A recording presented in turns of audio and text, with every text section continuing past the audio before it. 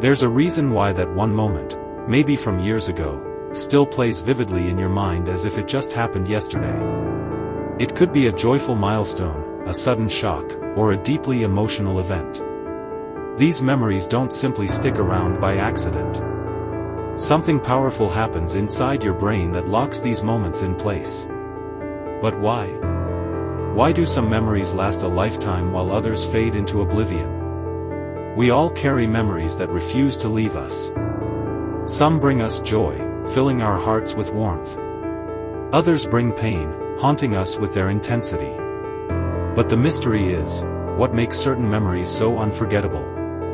What is the science behind why some moments become etched deep within our minds? Today, we're going to uncover the fascinating processes inside our brains that determine which memories last a lifetime and which disappear. We'll explore the role of brain structures like the hippocampus and amygdala, chemical messengers like dopamine, and even how trauma can alter our memories. This journey will help us understand how memories shape our identity, emotions, and even our future decisions. So, what does all this really mean? Stick around, because in the next few minutes, we're going to unpack something that might just change the way you see time forever. But before we dive in, don't forget to like, comment, and subscribe if you haven't already. And hey, hit that bell so you never miss a moment.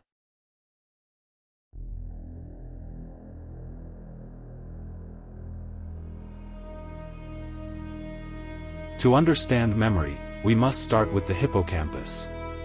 It's a small, seahorse-shaped structure buried deep in your brain.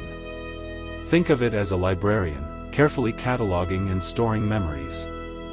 When you experience something new, the hippocampus helps decide if this moment is worth remembering and then transfers that memory from short-term storage, which lasts seconds to minutes, into long-term memory that can last years or a lifetime. But the hippocampus doesn't work alone. The amygdala, a small almond-shaped structure next to the hippocampus, plays a critical role in processing emotions. When a memory is linked to strong emotions, whether it's fear, excitement, or sadness, the amygdala activates, enhancing the strength of that memory. This means emotionally charged memories are more likely to be deeply encoded. For example, think about the first time you felt truly scared or truly happy. The emotional intensity floods your brain with chemicals like adrenaline and dopamine. Adrenaline, the fight or flight hormone, alerts your brain that this moment is important for survival or well-being.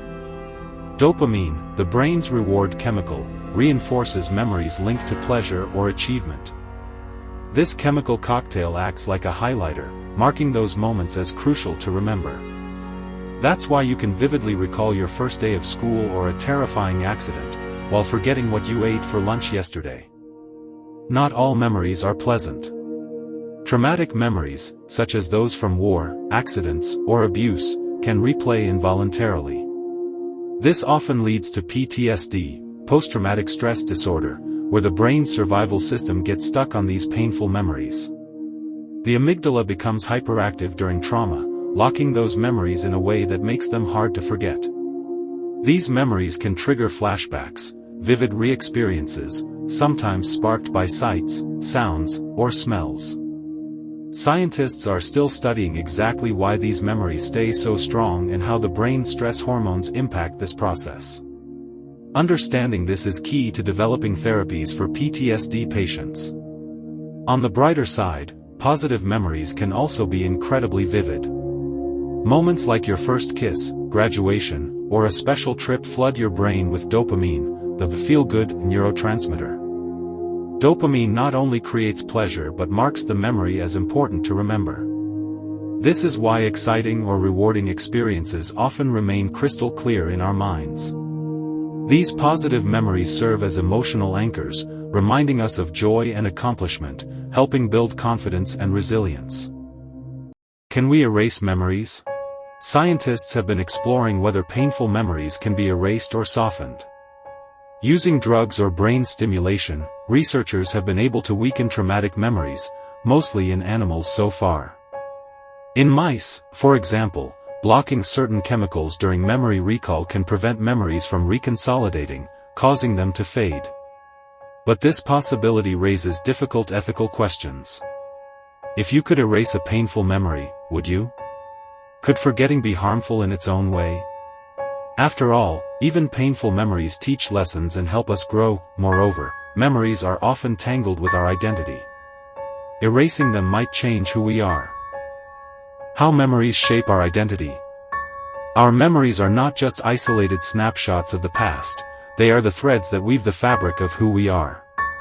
Each memory, whether joyous or painful, contributes to our sense of self and influences how we see the world. The brain constantly integrates past experiences to build a coherent narrative of our lives. This ongoing process happens in parts of the brain like the prefrontal cortex, which helps us reflect on memories, make decisions, and imagine the future. Without memories, our identity would be fragmented. Think about amnesia patients who lose large portions of their memories.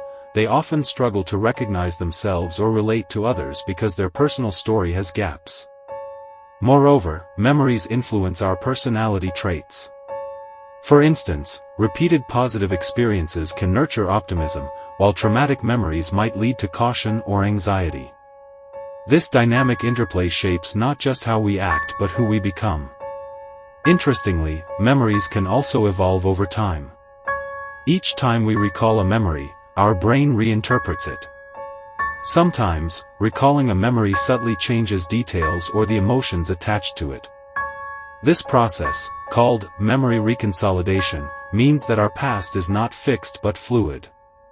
In this way, memory is both a record and a living, changing part of us, influencing our present choices and shaping the person we are becoming.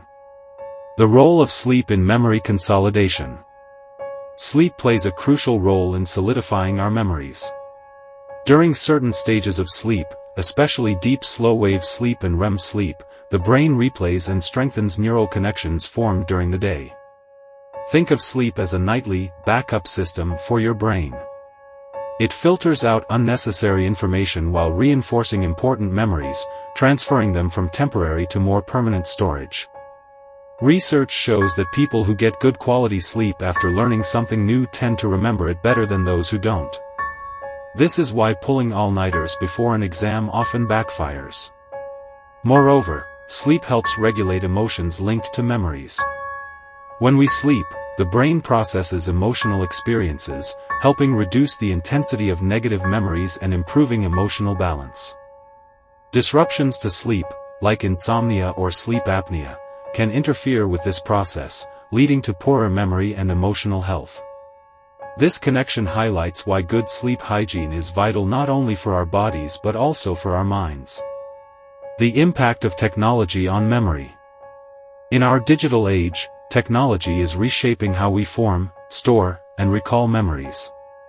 With smartphones, social media, and cloud storage, much of our memory is now externalized, stored outside our brains. On one hand, this external memory can be freeing.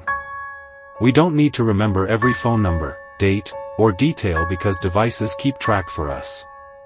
This can reduce cognitive load and free up mental space. However, some studies suggest that heavy reliance on technology may weaken our natural memory skills.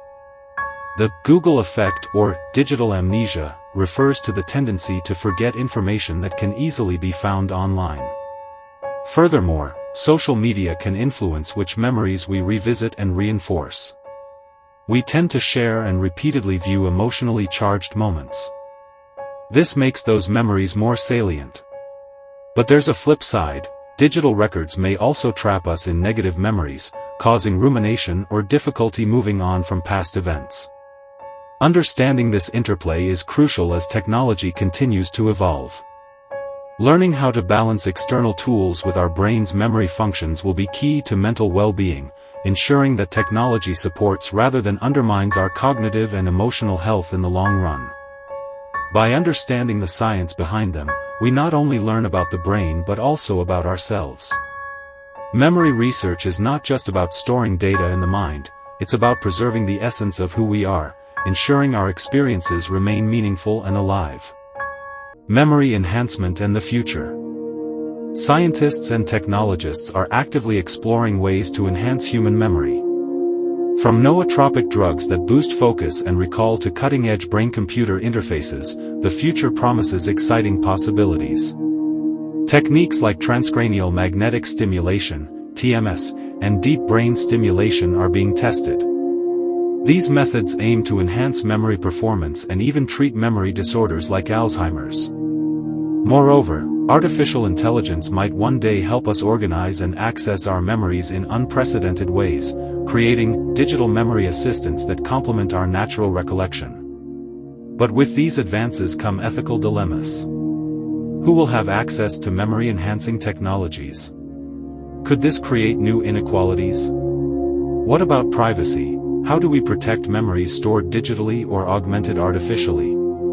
These questions highlight the need for caution. Ultimately, memory is a cornerstone of our humanity. While we strive to improve and protect it, we must also respect its complexity and the lessons it holds. Memories connect us to our past, shape our present, and guide our future in countless subtle ways.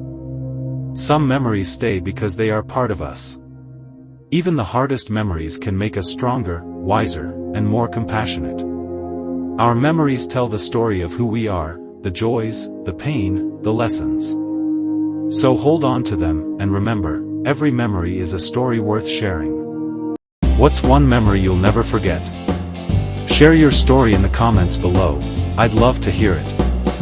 Alright folks, if you enjoyed this video, make sure to give it a like and drop your thoughts in the comments.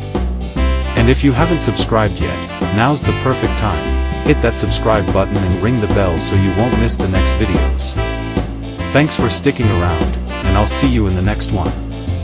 Bye.